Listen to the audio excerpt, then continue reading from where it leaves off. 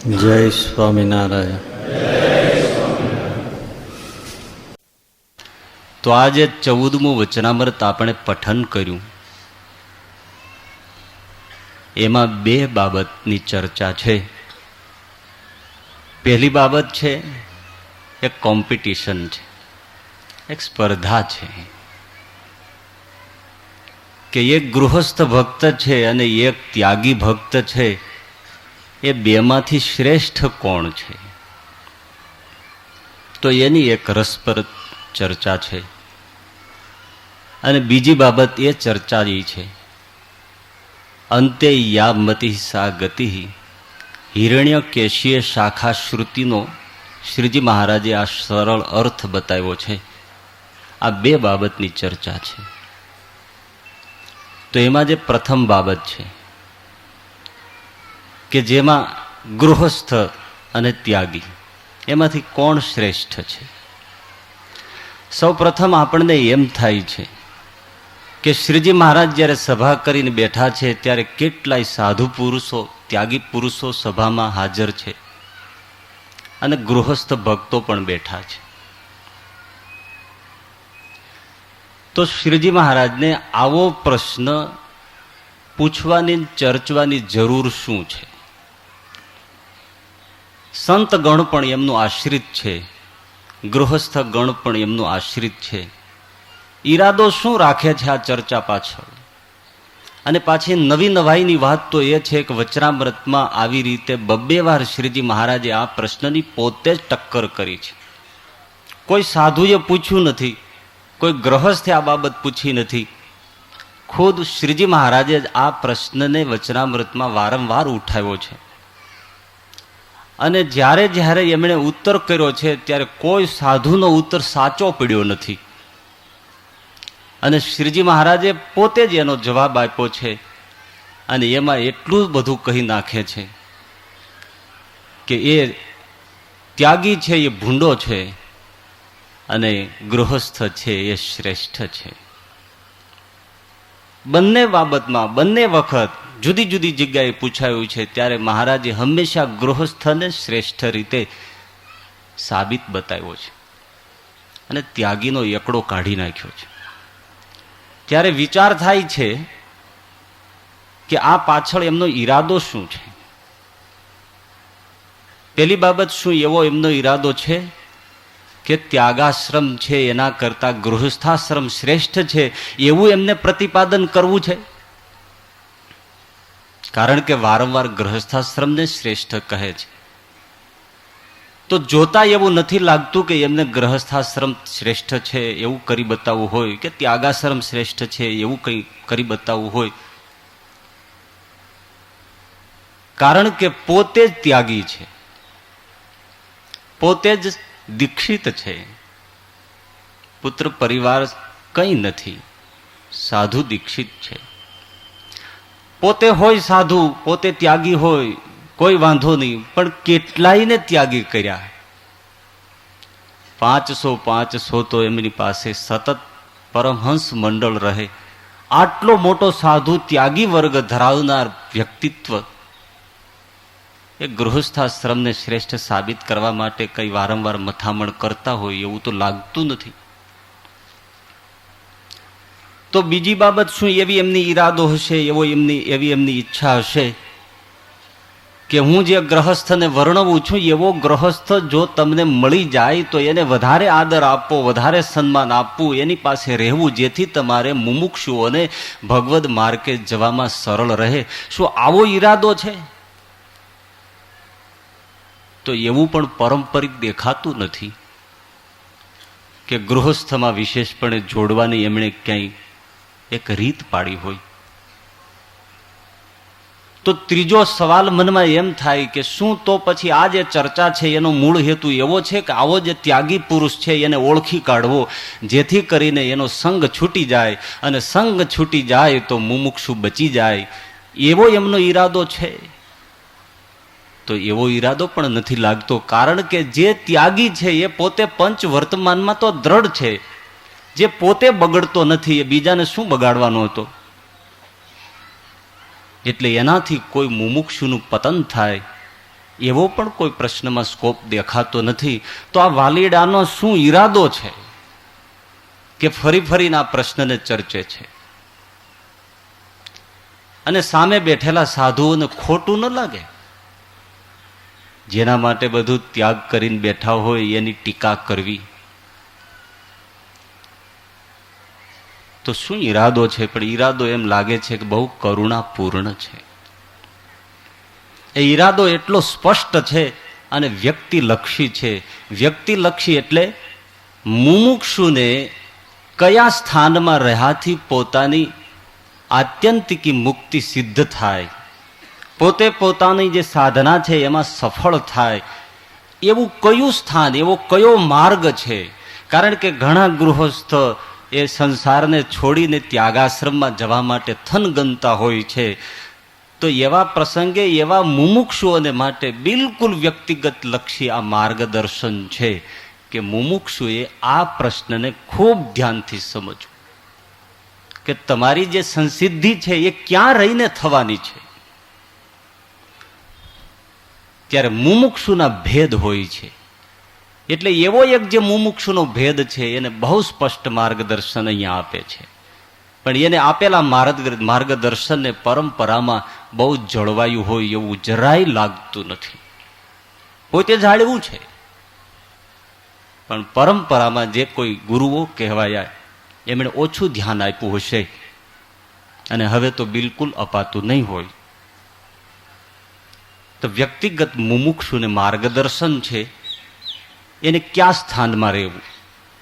એવો મુમુક્ષુ પોતાની રીતે જો ગૃહસ્થાશ્રમમાં ફિટ થતો હોય અને ઉજ્જવળ ત્યાગી જો ત્યાગાશ્રમમાં સ્થિર થતો હોય તો સહજપણે એક બીજો પણ એક ફાયદો થઈ જાય કે ત્યાગાશ્રમ આપોઆપ સ્વચ્છ અને ઉજ્જવળ સ્થપાઈ જાય.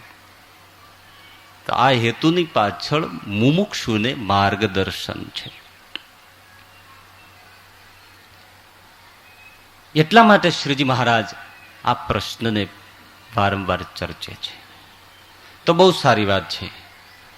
શ્રીજી મહારાજ મુમુક્ષુને માર્ગદર્શન આપે છે અને પોતે જ પ્રશ્ન ઉઠાવ્યો છે. તો એ પ્રશ્નને ફરીથી થોડો પછી શ્રીજી મહારાજે પૂછ્યું છે, એક હરિભક્ત છે તે સંસારને તજીને નિસર્યો છે અને અતિ તીવ્ર વૈરાગ્ય વાળો તો નથી અને દેહે કરીને તો વર્તમાન યથાર્થ પાળે છે. એક એક શબ્દને ધ્યાનથી સાંભળજો. અને મનમાં થોડી થોડી સંસારની વાસના રહી છે એને વિચારે કરીને ખોટી કરી નાખે છે. એવો એક ત્યાગી ભક્ત છે અને તેને ભગવાનનો નિશ્ચય પણ દ્રઢ છે. બીજો ગૃહસ્થ ભક્ત છે તેને પણ ભગવાનનો નિશ્ચય દ્રઢ છે અને આજ્ઞાએ કરીને ઘરમાં રહ્યો છે, સંસાર થકી ઉદાસ છે. અને જેટલી ત્યાગીને જગતમાં વાસના છે તેટલી તે ગૃહસ્થને પણ વાસના છે. એ બે જે ભગવાનના ભક્ત તેમાં કોણ શ્રેષ્ઠ છે? હે પરમહંસો, સંતો, મને આ પ્રશ્નનો જવાબ આપો. હા, ગીતામાં એમ દેખાય કે અર્જુને પ્રશ્ન પૂછ્યો હોય અને ભગવાન શ્રી કૃષ્ણે જવાબની ઉત્સુકતા દેખાડી હોય. આ તો ઉલટું થયું કે ભગવાને જાણે અર્જુનને પ્રશ્ન પૂછ્યો કે હવે તું મને બતાવ કે આમાં કોણ શ્રેષ્ઠ છે. તો પહેલા એક જે કોમ્પિટિશન છે એમાં બે વ્યક્તિઓ છે, એક ગૃહસ્થ છે અને એક બીજો ત્યાગી છે. તો એની ક્યાં ક્યાં સમાનતા છે તો સમજાય કે આમાં શા માટે એક પક્ષી વલણ ચાલ્યું જાય છે. તો પહેલી બાબતમાં ત્યાગી અને ગૃહસ્થ કેટલી બાબતમાં સમાન છે. પહેલી બાબત કે ભગવદ નિષ્ઠા જે હોવી જોઈએ, નિશ્ચય હોવો જોઈએ, એમાં બંને ગૃહસ્થ અને ત્યાગી બંને સમાન છે, કોઈ ઊંચો નીચો નથી. બીજી બાબત કે સંસારની જે વાસના, થોડી થોડી વાસના, એ ગૃહસ્થને પણ જેટલી છે એટલી ત્યાગીને છે, જેટલી ત્યાગીને છે તેટલી ગૃહસ્થને છે. નિશ્ચયમાં સમાન છે, વાસનામાં સમાન છે. ત્રીજી બાબત વૈરાગ્યમાં સમાન છે. બેમાંથી એક પણ તીવ્ર વૈરાગ્ય વાળો નથી, મતલબ મંદ વૈરાગ્ય વાળા બંને છે. ચોથી બાબત એવી છે કે ત્યાગીને વિચારનું બળ છે તો સામે ગૃહસ્થને ઉદાસીનતાનું બળ છે. બંનેની સામે એક એક સેપરેટ બળ છે. તો એમાં પણ સમાન છે. બેની પાસે એક મજબૂત હથિયાર છે. અને પાંચમી બાબતમાં એ સમાનતા છે કે ત્યાગી જે છે, સાધુ છે, એની પંચવર્તમાનમાં દ્રઢ સ્થિતિ છે. પડતો નથી, દેહ કરીને ભ્રષ્ટ થતો નથી, પંચવર્તમાનને લોપતો નથી. ભલે મનમાં કંઈક હશે થોડું, પણ દેહેથી તો એ ક્યારેય પતન પામતો નથી. તો પંચવર્તમાનમાં એ બરાબર સ્થિર છે. તો ગૃહસ્થ છે એ આજ્ઞાએ કરીને ગૃહસ્થના ધર્મમાં બરાબર સ્થિર છે. આ પાંચ બાબતોમાં બંને ભક્તો સમાન છે. અસમાનતા કઈ છે? તો બે બાબતોમાં અસમાનતા દેખાય છે. એક અસમાનતા છે કે એક છે એ ત્યાગાશ્રમમાં છે ને બીજો ગૃહસ્થાશ્રમમાં છે. આ અસમાનતા છે, આકાશ પાતાળનો ફર્ક છે. અને બીજી અસમાનતા કે જે ત્યાગાશ્રમમાં છે એને બિલકુલ પંચ વિષયોનો વિયોગ છે, યોગ છે, બિલકુલ એનાથી જુદો છે, અભાવ છે. પંચ વિષયોની સાથે બિલકુલ સંબંધ નથી ત્યાગીને. તો એની સામે ગૃહસ્થને પંચ વિષયોનો, સંસારના વિષયોનો જોગ છે અને સ્વીકાર પણ છે. આ બે મોટામાં મોટી અસમાનતા છે. હવે આવો ત્યાગી અને ગૃહસ્થ હોય તો સજ્જનો આપણે વિચારીએ તો આપણને શ્રેષ્ઠ કોણ લાગે? નિશ્ચયમાં સમાન છે, વાસનામાં સમાન છે, વૈરાગ્યમાં સમાન છે, વિચાર બળ અને ઉદાસીનતામાં સમાન છે, અને વર્તમાન ધર્મમાં સમાન છે, ગૃહસ્થ ધર્મમાં સમાન છે. ઉલટાની બે મોટી અસમાનતા છે કે એક ગ્રહસ્થાશ્રમમાં છે, બીજો ત્યાગાશ્રમમાં છે. એક વિષયોનો ભોગ ભોગવે છે અને બીજો વિષયોનો બિલકુલ ત્યાગ કરે છે. આવો જ ગ્રહસ્થ અને આવો ત્યાગી, એમાંથી તમને કોણ શ્રેષ્ઠ લાગે? બોલો, કોણ શ્રેષ્ઠ લાગે? ત્યાગી શ્રેષ્ઠ લાગે. મને પણ એ જ શ્રેષ્ઠ લાગે, તમને પણ એ જ શ્રેષ્ઠ લાગે, અને ઈતરને પણ એ જ શ્રેષ્ઠ લાગે. આ ત્યાગી કઈ જેવો તેવો થોડો છે ભાઈ. અદ્ભુત નિશ્ચય ધરાવે છે, પંચ વર્તમાનમાં બિલકુલ સારધાર છે, અને વિચારનું મજબૂત બળ છે કે વાસનાને ખોટી કરી નાખે છે, અને વિષયોથી બિલકુલ વિરક્ત છે. આવો ત્યાગી શ્રેષ્ઠ છે. અમને તો જાણે શ્રેષ્ઠ લાગે, પણ તમને શ્રેષ્ઠ તો લાગે જ. લાગ્યો ને? લાગે જ. કારણ કે સાવ થુલિયા જેવો એકે વર્તમાન ન પાડતો હોય એ તમને શ્રેષ્ઠ અને હૈયાનો હાર હોય, અને એના ચરણ ધોઈને પાણી પી જતા હોય એવો જો તમને શિર તાજ હોય તો પછી આવો તો લાગે. એમાં તો શું નવી નવાઈ છે? તમારા જવાબ ઉપર કોઈ દિવસ ભરોસો ન રખાય. અમને ઊંધે રવાડે તમે ચડાવી દો.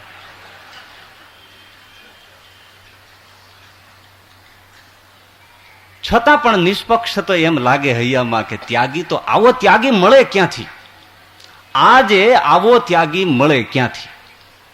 અને આ ત્યાગી બિલકુલ નિંદા કરવા યોગ્ય નથી. માટે આપણને હૈયામાંથી લાગે કે આ શ્રેષ્ઠ છે. અને એટલા જ માટે મુક્તાનંદ સ્વામીએ વિચારીને જ કીધું, ત્યાગી તો ત્યાગીનો પક્ષ રાખે જ. એટલે મુક્તાનંદ સ્વામીએ કીધું કે મહારાજ, એ ત્યાગી ભક્ત શ્રેષ્ઠ છે. મહારાજ કે સ્વામી, પેલો મુંજાઈને એની મેળે ભેખ લઈને નીકળ્યો છે, એવો ત્યાગી એ તમને વાલો લાગ્યો, એને શ્રેષ્ઠ કીધો.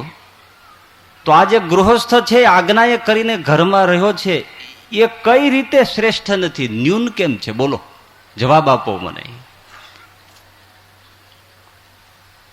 એક અહીંયા આપણને તરત જ મનમાં એક સ્પાર્ક થાય છે કે શ્રીજી મહારાજે એક શબ્દ વિશેષ ઉમેર્યો છે કે આજ્ઞાએ કરીને ઘરમાં રહ્યો છે એ કેવી રીતે ન્યૂન છે. ત્યારે આપણને કહેવાનું મન થાય કે બાપલા, આજ્ઞાએ કરીને તો ગ્રહસ્થમાં રહે તોય શ્રેષ્ઠ છે, અને ત્યાગાશ્રમમાં જાય તોય શ્રેષ્ઠ છે.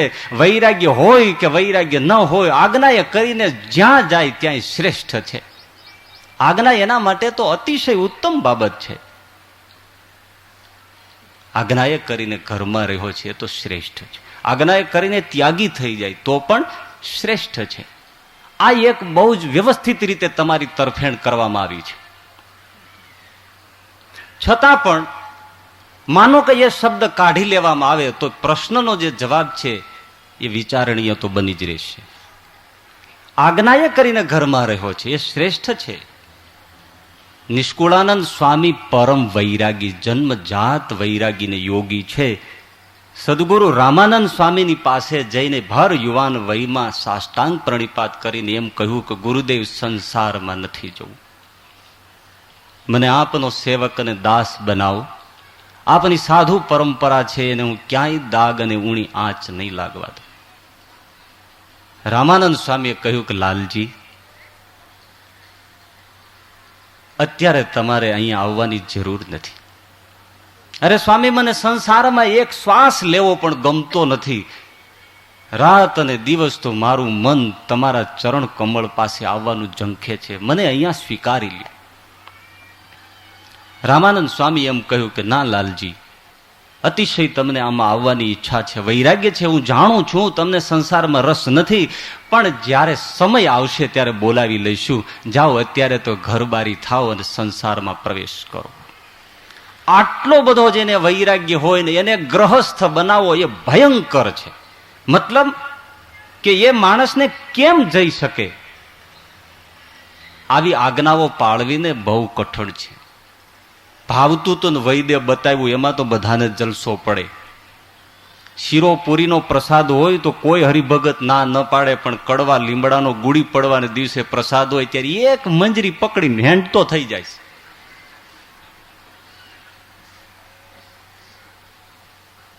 આ ન ભાવતું અને સંસારમાં મોકલવાની આજ્ઞા છે. લાલજીએ કહ્યું, ભલે ગુરુદેવ. જેને સંસારમાં પણ ફાવતું નથી અને એમણે ગ્રહસ્થાશ્રમ માંડ્યો, શેખપાટના વતની છે, પૈણા છે, બાળકો છે. ફરી વખત ગુરુદેવને એમ પણ નથી કહ્યું કે હવે મને ક્યારે બોલાવો છે સ્વામી. આનું નામ આજ્ઞાથી રહેલો ગૃહસ્થ કહેવાય.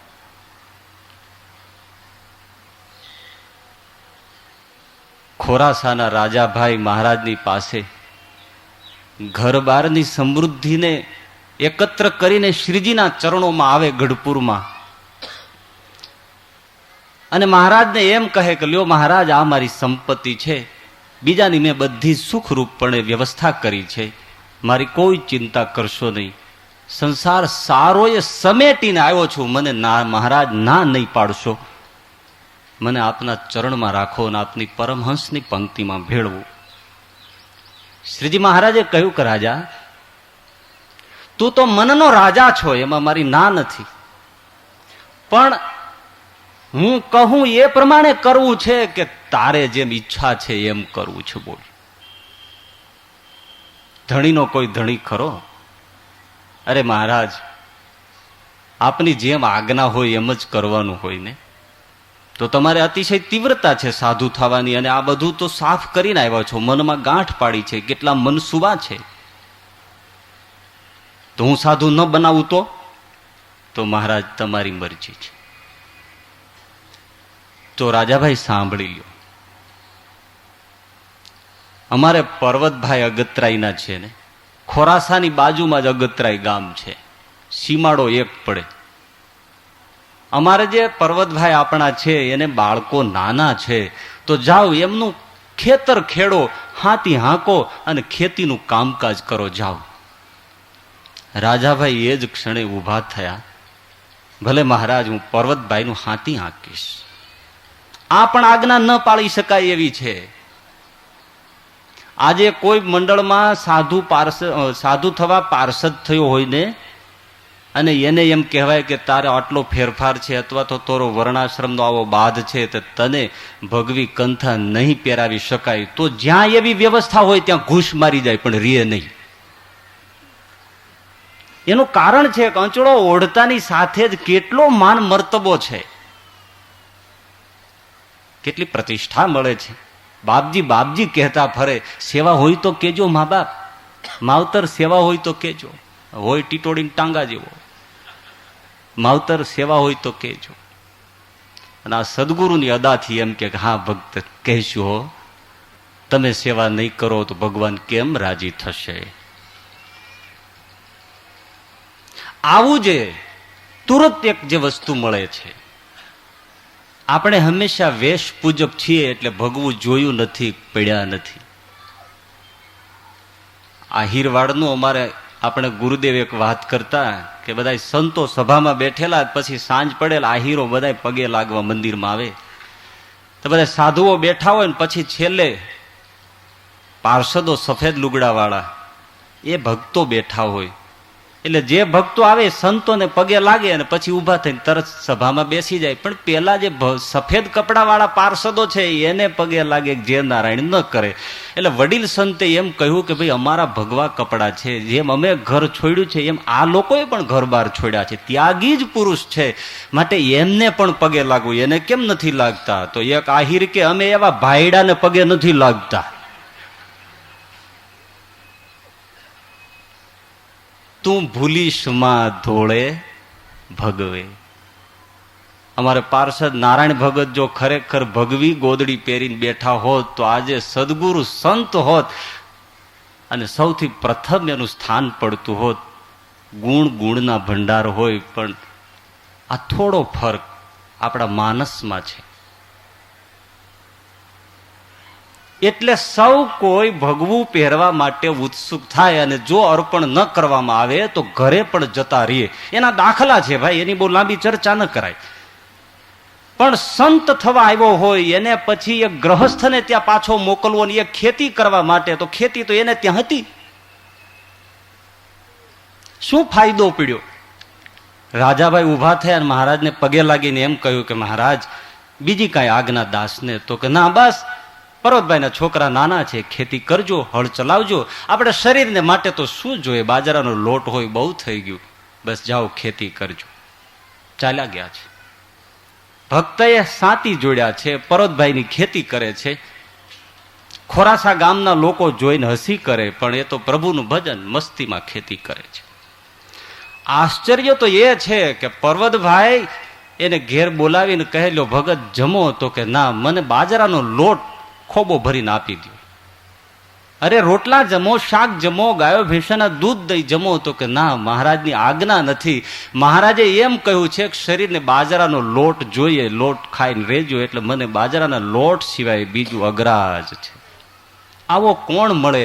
બપોર અને સાંજ બે ટાઈમ મુઠ્ઠીભર, બબે મુઠ્ઠીભર ભાવે એટલો પાણીમાં લોટ ડોઈ નાખે અને મહારાજનું ભજન કરતા કરતા એ લોટ પી જાય અને ખેતીમાં પ્રવૃત્ત થઈ જાય.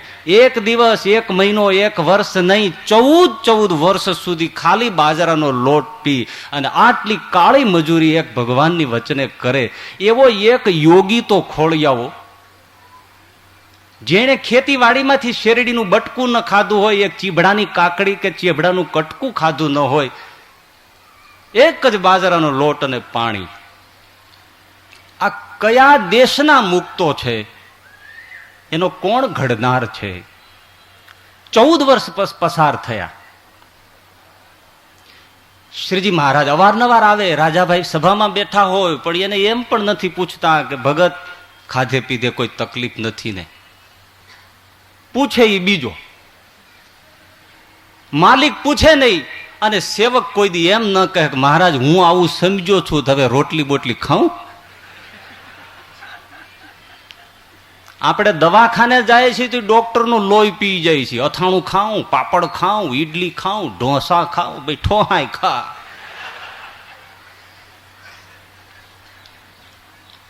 કોઈ પૂછતું નથી. 14 વર્ષના વાણા ગયા તો છોકરા તો મોટા થાય. મહારાજ અજાણ્યા બની એક દિવસ જયારે અગતરાયમાં બેઠા છે, પર્વતભાઈ બેઠા છે, છોકરા બેઠા છે, રાજાભાઈ બેઠા છે. પર્વતભાઈને કીધું, પર્વતભાઈ આ છોકરા કોના? અરે મહારાજ આપણો ટપુડો છે. લે, આ તો બહુ મોટા થઈ ગયા. આવડા મોટા છોકરા થઈ ગયા છે તો પછી અમારા રાજાને શા માટે રાખ્યો છે? હવે એને છોડી મૂકો, છોડી મૂકો, અમારે ત્યાં મોકલી દો. અરે રે મહારાજ, મારા મનમાં તો ઘણી વાર એમ થાય છે કે આવું શા માટે કરવું જોઈએ. હું મોકલી આપું છું. રાજાભાઈને લઈને મહારાજ ગઢડા આવ્યા. એક દિવસ બેય બેઠા છે. વળી મહારાજે પૂછ્યું કે રાજા, સાધુ થવું છે કે અમારું કહ્યું કરવું છે? લ્યો, હજી શું બાકી છે? આપણી જેવો તો ફફડી જાય. 14 વર્ષ માંડ ગયા છે બાપા. હવે કોકની ખેતી કરવા પાછો મોકલવો લાગે છે. હવે મારા હાડ હાલે એમ નથી, પેલા જ આકડો થઈ જાય. ના મહારાજ, જેમ કહો એમ દાસ કરવા માટે તૈયાર છે. એમ ધામમાં જવું છે? અરે મહારાજ, સાધુ થઈને ત્યાં જવું છે, ગૃહસ્થ થઈને ત્યાં જવું છે. જીવતાય તમારી પાસે છું, મરીને તમારી પાસે જઈશ. તો જાઓ, અમે તમને અમારા અક્ષરધામમાં મોકલી આપીએ છીએ. શ્રીજી મહારાજે રાજાભાઈનો દેહ ત્યાગ કરાવી દિવ્ય વિમાનમાં બેસાડીને હર્ષભેર પોતાના સ્વરૂપમાં સમાય. આને આજ્ઞાથી ગ્રહસ્થ ઘરમાં રહ્યો એમ કહેવાય.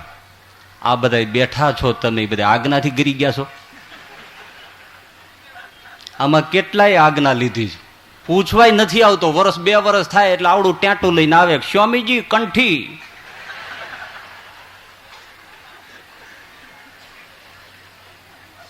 આજ્ઞાએ કરીને ગૃહસ્થ, આવો ગૃહસ્થ જે રહ્યો છે.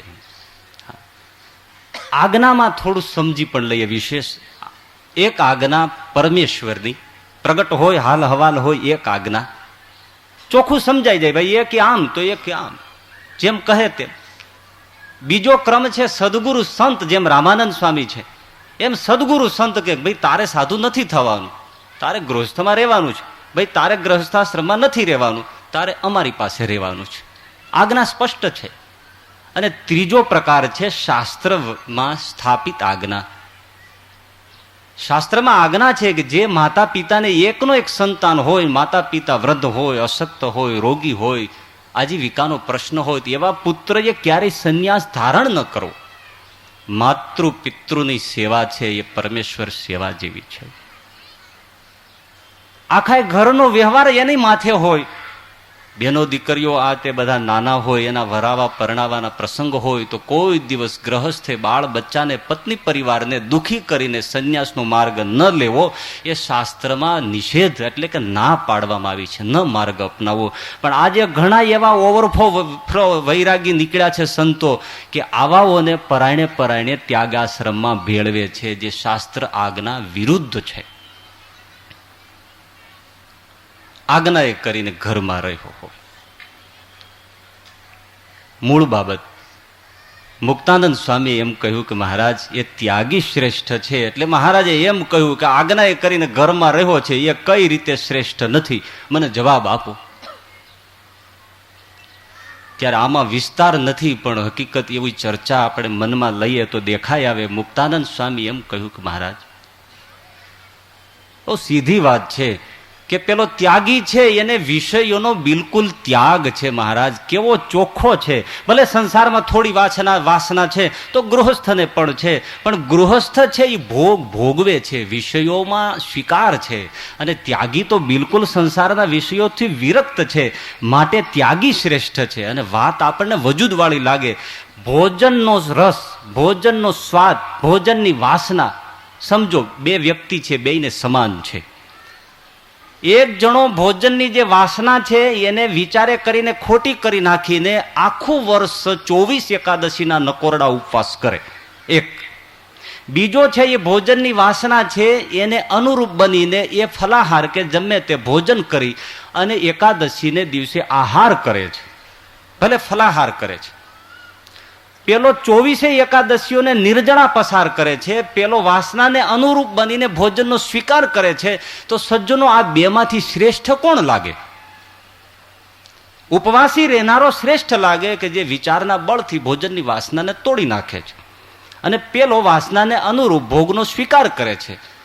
તો નિરાહારી તો શ્રેષ્ઠ જ લાગે. એટલે મુક્તાનંદ સ્વામીએ કહ્યું કે મહારાજ આ ત્યાગી છે, સાંસારિક વિષયોથી નિરાહારી છે, માટે ખરેખર શ્રેષ્ઠ છે.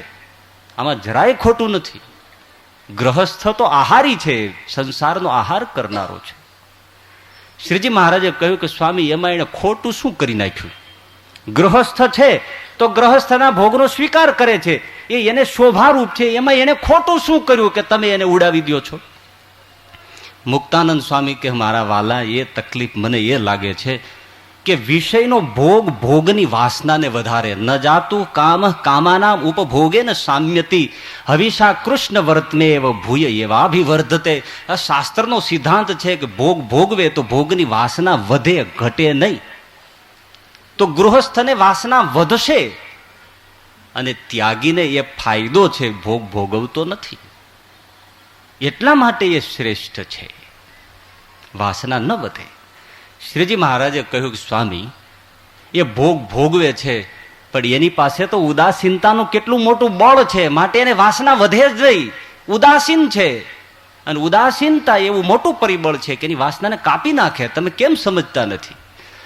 મુક્તાનંદ સ્વામી કે મહારાજ, હું પણ એમ કહું છું કે તમે કેમ સમજતા નથી કે જેમ એને ઉદાસીનતાનું બળ છે તો આ ત્યાગીને વિચારનું બળ નથી, એની રક્ષા ન કરે અને કરી બેઠો છે. એમ તો તમે કહો છો કે વાસનાનો એ હ્રાસ કરી નાખે છે. વિચારનું બળ છે, એને ઉદાસીનતાનું બળ છે. મુક્તાનંદ સ્વામીએ બરાબર ત્યાગીનો પક્ષ રાખ્યો છે, એડવોકેટ બન્યા છે. છોડું નહીં. દાસ મૂર્તિ છે પણ દલીલમાં જરાય અધૂરા ઉતર્યા નથી. એને ઉદાસીનતાનું બળ છે તો મહારાજ ત્યાગીને વિચારનું બળ છે. કઈ રીતે એમ એ રક્ષા ન થઈ શકે? શ્રીજી મહારાજ કે સ્વામી સ્વામી સ્વામી, એને વિચારનું બળ છે, હું હા પાડું છું, પણ દેશકાળ વિપરીત થશે ત્યારે બુદ્ધિ જ ફરી જશે. તો બુદ્ધિ ફરી જશે તેનો વિચાર ઉભો ક્યાં રહેશે? હા મહારાજ, એને દેશકાળ લાગે એમ. એ સંતના સમાગમમાં બેઠો છે, મહાન સાધુ પુરુષના સાનિધ્યમાં નિવાસ કરે છે, તો એને દેશકાળ શાનો કે જે દેશકાળથી તમે મને બીવડાવો છો? મહારાજ કે સ્વામી, એના દિલમાં થોડી થોડી વાસના છે ને, એ રાગ છે ને, એ જ એને દેશકાળ ઉભો કરશે. કઈ રીતે? એનામાં થોડો થોડો રાગ છે એટલે ક્યાંક ડોકું કાઢશે. એટલે જે મોટો સંત છે એ જરા એને રોકશે, ટોકશે. આંખમાં દેખાશે તો એ મોટો સંત એને કહ્યા વગર નહીં રહે, અને ન કહે તો મોટો સંત નથી. મોટો સંત નથી તો દેશકાળે ભરડો લીધો જ છે. અને જો મોટો સંત છે તો એને રોકશે ટોકશે, રોકશે ટોકશે, એટલે થોડી થોડી જાવા થાય છે. એટલે પેલાને એ ગમશે નહીં, અને મોટા સંતનું વચન ગમે નહીં. એ જ મોટા મોટો વિપરીત દેશકાળ છે સ્વામી. જેને સંતનો અભાવ આવ્યો તો ભલે સાથ સાથ નિવાસ કરે તો એને દેશકાળ સારો ન રહ્યો, તો વિપરીત દેશકાળ થઈ ગયો. હવે આપ બોલો. મુક્તાનંદ સ્વામી હાથ જોડ્યા, હવે તમે ઉત્તર કરો, મારું કામ નથી. પછી શ્રીજી મહારાજે ઉત્તર આપ્યો છે. શ્રીજી મહારાજ બોલ્યા કે ત્યાગી હોય અને તેને સારી પેઠે ખાવા મળે, અને જો કાચી મતી વાળો હોય તો પાછી સંસારની વાસના હૃદયમાં ઉદય થાય, અથવા ઘણું દુઃખ પડે તો પણ પાછી સંસારની વાસના ઉદય થાય. એવા ત્યાગી કરતા તો ગૃહસ્થ ઘણો સારો. કેમ? જે ગૃહસ્થ ભક્તને જ્યારે દુઃખ પડે અથવા ઘણું સુખ આવી પડે ત્યારે તે એમ વિચાર રાખે છે, જે રખે મારે આમાંથી બંધન થાય, એવું જાણીને તે સંસારમાંથી ઉદાસ રહે છે. માટે ત્યાગી તો તે ખરો જેણે સંસાર મૂક્યો અને પાછી સંસારની વાસના રહે જ નહીં. અને ગૃહસ્થ તો વાસનાવાળા ત્યાગી કરતા ઘણો શ્રેષ્ઠ છે. આ ઉત્તર આપ્યો.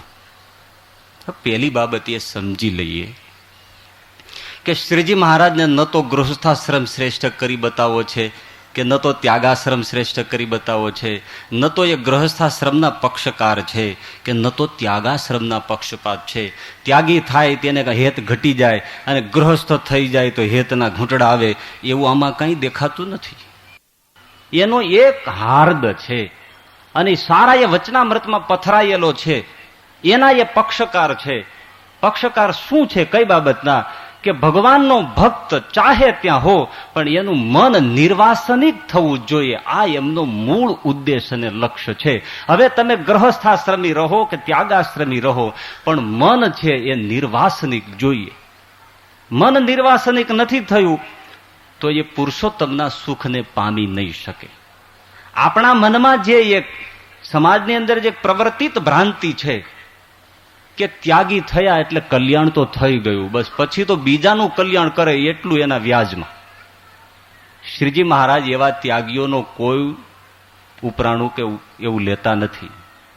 કપડાં પહેરી લીધા અને આશ્રમ સ્વીકાર્યો, ત્યાગી છે એ મુક્તિને પંથે જતો જાય એવું નથી. જેની વાસના મરી છે એ પરમ પદને પામે. નિર્માન મોહાજિત સંગ દોષા અધ્યાત્મ નિત્યા વિનિવૃત્ત કામ દ્વંદ્વેર વિમુક્તા સુખ દુઃખ સંજ્ઞૈર ગચ્છન્ત્ય મૂઢા પદમવ્યયમ તત્.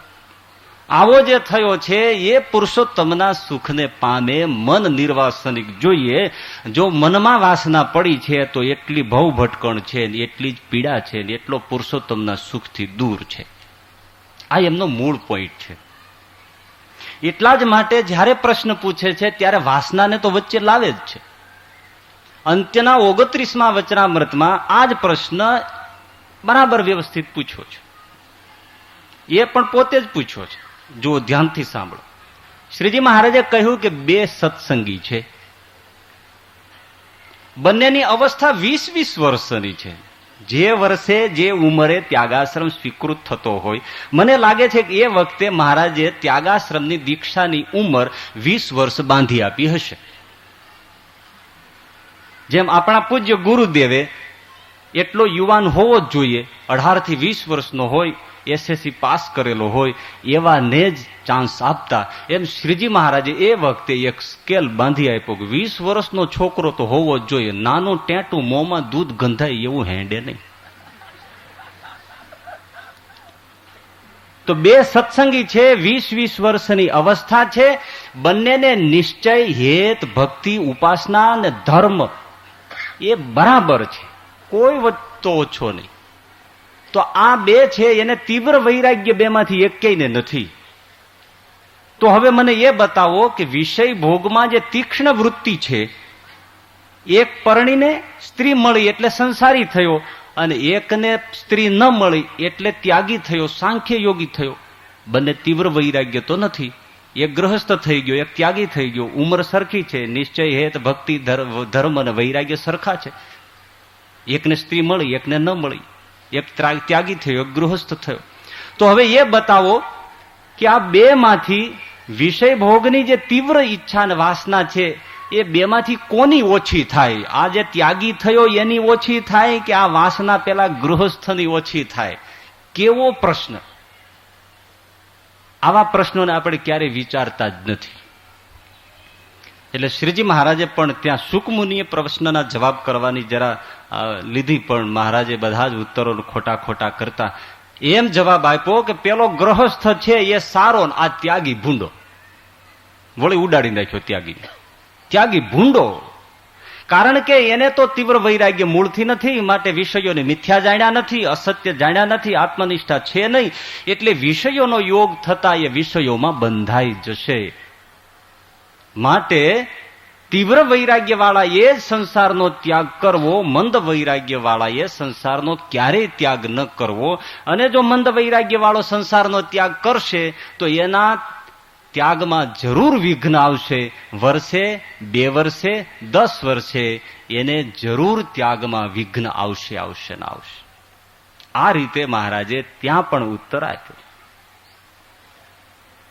તીવ્ર વૈરાગ્ય વાળો ત્યાગને પંથે જાય, બહુ પોતે સ્પષ્ટ વિચાર ધરાવે છે. તીવ્ર વૈરાગ્ય વાળો હવે કોને કેવો? કારણ કે લગભગ એવું હોય, પોતે ગુરુ પોતાના ચેલાને તીવ્ર વૈરાગી જ માનતા હોય છે. અને જે સાધુ થવા થનગનતો હોય એ પણ એના મા બાપને કહેતો હોય છે હું તીવ્ર વૈરાગી જ છું. કોઈ પૂછે તો એ એમ જ નિષ્કુળાનંદ સ્વામીના પદ બોલતો હોય કે સ્વપ્ન ગમે નહીં મને સંસાર, ધીરો રે. તો તીવ્ર વૈરાગ્યનું બેરોમીટર મીટર શું? તો પહેલી બાબત એ ધ્યાનમાં લેવા જેવી છે. તીવ્ર વૈરાગ્ય વાળો એ કહેવાય કે જેને ત્યાગાશ્રમની પ્રેરણા કોઈની પાસેથી લેવી ન પડે, સ્વયં સ્ફુરિત હોય, એ તીવ્ર વૈરાગી કહી શકાય. એ જ તીવ્ર વૈરાગી. શંકરાચાર્ય કોને ગુરુ કરીને એમ પૂછ્યું, બાપજી હું સાધુ થાઉં? પૂછ્યું. 8 વર્ષની ઉંમરે એમણે માને કહી દીધું મારે સંસારમાં નથી રહેવું, મારે ત્યાગી થઈ જવું છે, સંન્યાસી થવું છે. તીવ્ર વૈરાગી, જેને કોઈની ઇન્સ્પાયરેશન, કોઈની પ્રેરણાની જરૂર ન પડે, એ તીવ્ર વૈરાગી છે. પહેલેથી જ નીકળી ગયેલો છે. રામાનંદ સ્વામી કોને પૂછવા ગયા હતા કે મારે અયોધ્યા છોડી અને મારે પરિભ્રમણ કરવું છે? કોને પૂછ્યું તું? બોલો. તીવ્ર વૈરાગી છે. સમર્થ રામદાસજી શિવાજીના ગુરુ, એને કોને પૂછ્યું હતું કે મારે સાધુ થવું છે? અરે લગ્ન મંડપમાં 4 ફેરા ફરાવાનું તૈયાર છે, વિધિ ચાલે છે.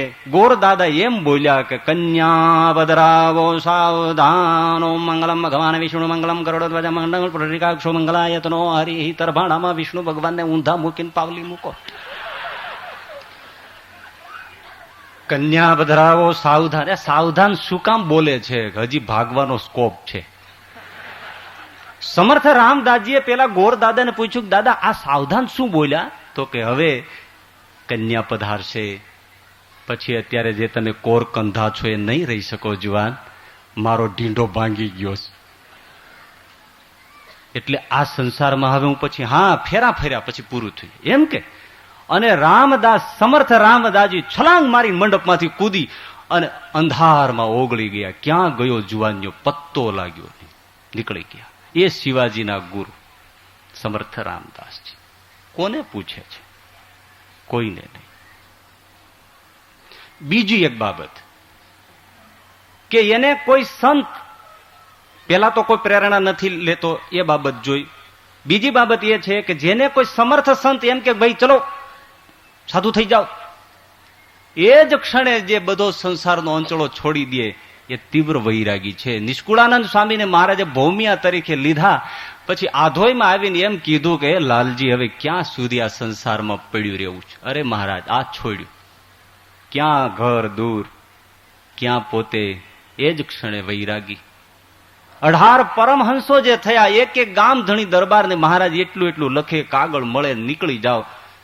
અને બધા ઘર છોડી નીકળે, કોઈ ભલામણ કરવા પણ ન રહે કે આટલા પૈસા અહીંયા પડ્યા છે, આ ખેતર છે, આટલી વાડી છે, એમ પહેરેલે કપડે ગેરુઆ કરી નીકળી જાય. આ તીવ્ર વૈરાગી છે. કાનમ દેશમાં સારંગ ગામના સીમમાંથી રામાનંદ સ્વામી નીકળે ને એક પટેલિયો યુવાન ખેડૂત ભર યુવાન વયમાં હળ ચલાવે, એને રામાનંદ સ્વામી એની પાસે જઈને ખભા ઉપર હાથ મૂકીને એમ કહ્યું કે લ્યા આમનમ આ બધા ક્યાં સુધી ઢસરડા કરવા છે, અમારી સાથે ચાલો. એમનમ હળ ઉપર રાસ મૂકી અને એ જુવાન નીકળી ગયો. રામાનંદ સ્વામી એને દીક્ષા આપી, ભગવી કંથા આપી, એનું નામ આપણે ભાઈ રામદાસજી સ્વયં પડ્યું. આ બધા તીવ્ર વૈરાગી છે. એટલે તીવ્ર વૈરાગી વાળાને માટે મહારાજ એ બાબત બતાવે છે કે એમણે સંસાર છોડી દેવો, છૂટી જ જાય છે. પણ જે મંદ વૈરાગી છે એની વેદની સાંખ આપીને એમ કહ્યું કે એવો જે મંદ વૈરાગી છે એમણે તો જે વિષય ભોગની તીક્ષ્ણ ઈચ્છા છે, વાસના છે, એને ટાળ્યાને અર્થે ગૃહસ્થાશ્રમ કરવો. વિષય ભોગની જે તીખી વાસના છે એને ટાળ્યાને અર્થે ગૃહસ્થાશ્રમ કરવો, પછી વાનપ્રસ્થ થવું, પછી સંન્યાસ થવું. આવો ક્રમિક વૈદિક પરંપરા છે.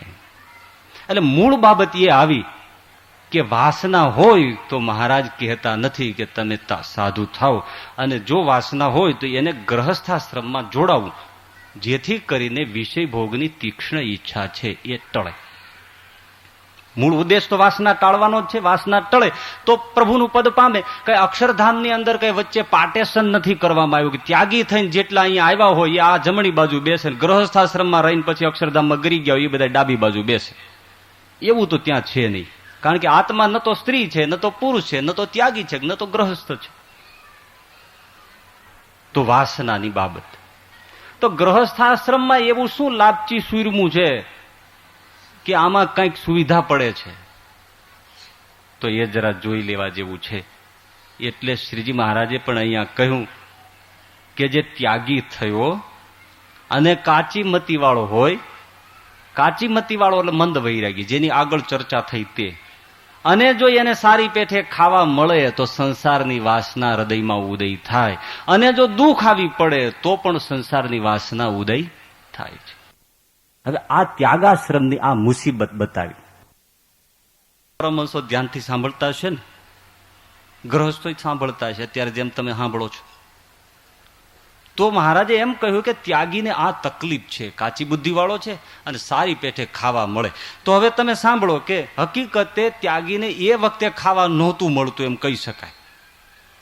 આજે તો ક્યાં તાણ છે બાપલા. હવે તો આ પ્રશ્નમાં તો સમજવાનું શું રહ્યું? કાચી મતી વાળો હોય ને ખાવાનું સારી પેઠે મળે, ખાવાનો ક્યાં પાર છે? કંટોલાનું શાક ખાવ, ટીંડોરાનું શાક ખાવ, દૂધીનું શાક ખાવ, શું ખાવ? ચૂરમા ખાવ, લાપસી ખાવ, મોહનથાળ ખાવ. એકાદ દિવસ ન થયો હોય ત્યાં વળી હરિભક્ત આવે, મા બાપ રસોઈ મારી રસોઈ પાકી, ચોથા ચૂરમા લાડુ લેજો, તમે નહીં લ્યો તમારું કલ્યાણ કેમ થાય? એનો મતલબ કે તારું જે થવું હોય થાય, પણ મારું કલ્યાણ કરી લો. એટલે તમે જમો, ખાઓ, બસ. ગુણાતીતાનંદ સ્વામીએ કીધું છે કે ભાઈ રોજ બરફીની માટલીઓ આવે તો કોણ ખાધા વિના રહે? રોજનો આ સંસર્ગ છે તો ભોગનું કામ કરે. સુરતમાં મહારાજ જયારે પધાર્યા ને તો સુરતમાં એ વખતે બરફી બહુ ભેટ મૂકતા. બધા જે હરિભક્તો માટલી ભરીને બરફી મૂકે, પ્રસિદ્ધ આઈટમ હશે એ વખતની. પછી મહારાજ સુરતમાં 10 દિવસ રોકાયા, અરદેશરને જે મળ્યા ને એ બધો પ્રસંગ ચાલતા થયા તો અમુક સંતોએ બરફીની માટલી એક ભેળી લઈ લીધી. એ વખતે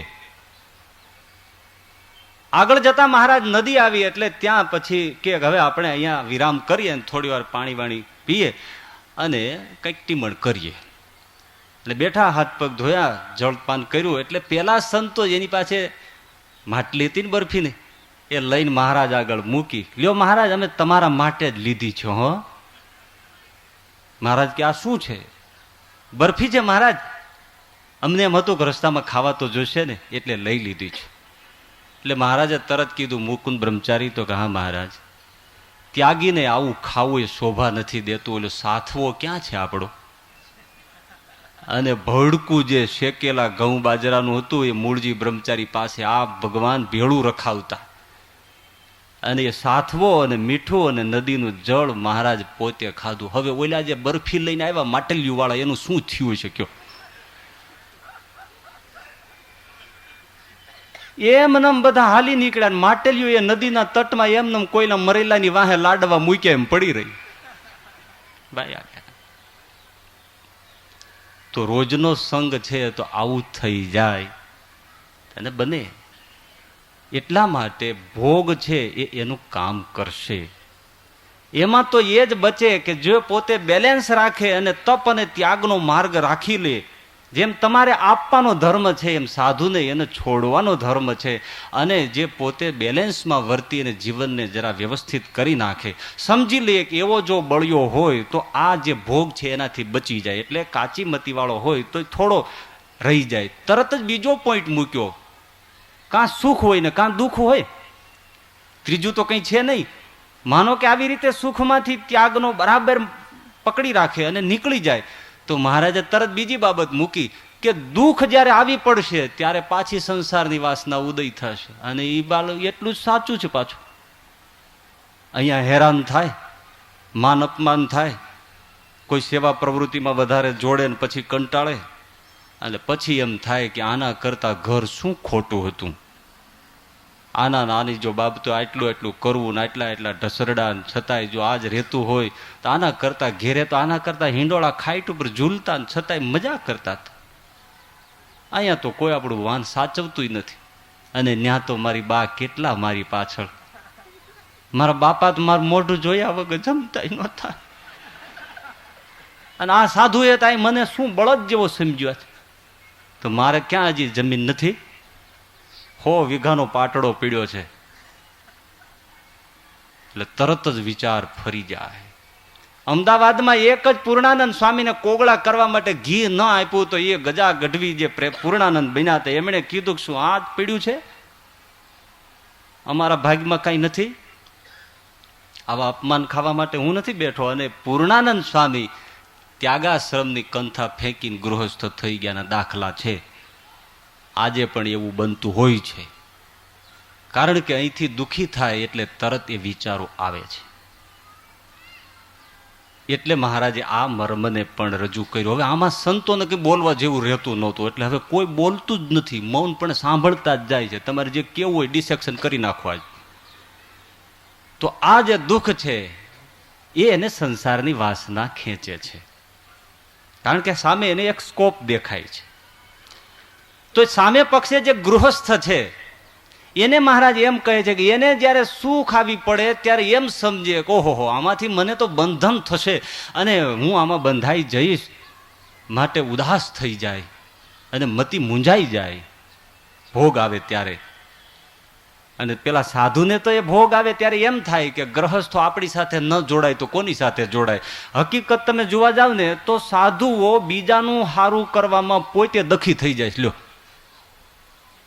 આ મોટામાં મોટી ખોટ એને છે કે આ લોકો આપણી સાથે ન જોડાય તો પછી કઈ રીતે હરિભક્તોને રાજી કરવા જોઈએ. એ રાજી કરવામાં જ પોતાનું બગડી જાય. અને ગૃહસ્થને એ નથી, એને તો સતત એમ લાગે કે મર્યા, મતિ મૂંઝાઈ જાય. તમારી બધાની મૂંઝાય છે ને? મૂંઝાય છે. મૂંઝાય જેટલાની મૂંઝાતી હોય તો આંગળી ઊંચી કરે. ઘેર દીકરાનો જન્મ થાય ને રોવું આવ્યું હોય, 5 લાખ રૂપિયા મળ્યા હોય, એ તો બહુ ઘરમાં હેરાન થયા છે એટલે આંગળી ઊંચી કરો જ.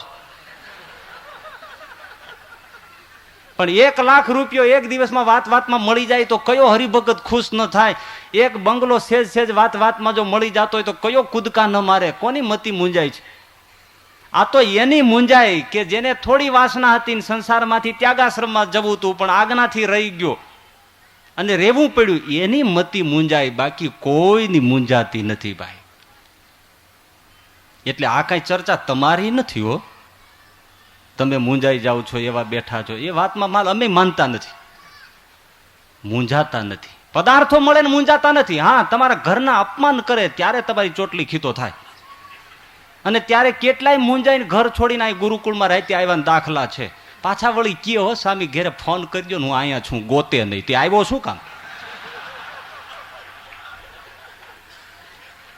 આમાં મૂંઝવણ જેવું છે જ નહીં કાંઈ. આ બધી વ્યવસ્થા છે. તો એની મતિ મૂંઝાય કે કોની મતિ? કે જે પેલા કહ્યો એવો એ મૂંઝાય.